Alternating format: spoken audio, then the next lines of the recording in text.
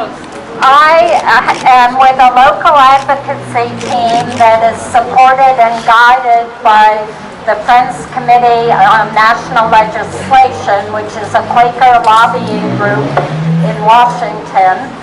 And we are one of 140 plus advocacy teams around the country.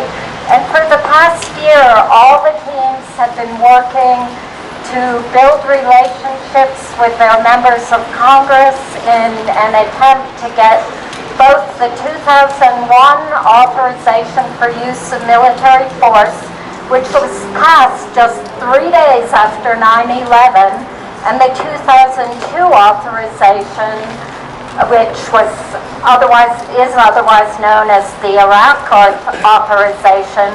We've been working to get both of those repealed. And we were very hopeful. The House passed a version of the National Defense Authorization Act, which included repeal of the 2002 Iraq authorization.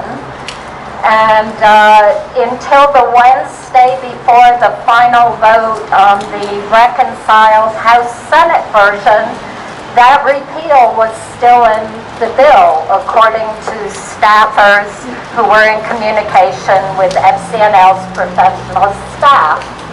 Now, then the Pentagon and the Trump administration got involved and insisted that that be withdrawn. We can now see why. Yes. This morning on the radio, I heard a Trump administration spokesman refer to the 2002 authorization as a legal justification for the attack they just pulled off.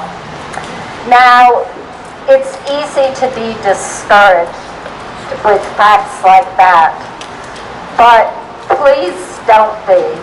A year ago, very few members of Congress or the public were talking about repealing either of these authorizations for use of military force.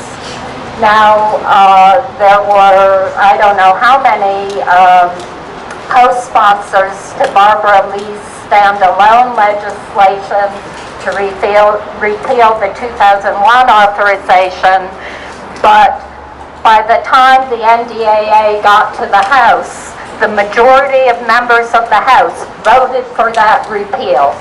So please don't be so discouraged that you give up. We just have to be persistent and let our members of Congress know that this will not stand. We want those authorizations repealed.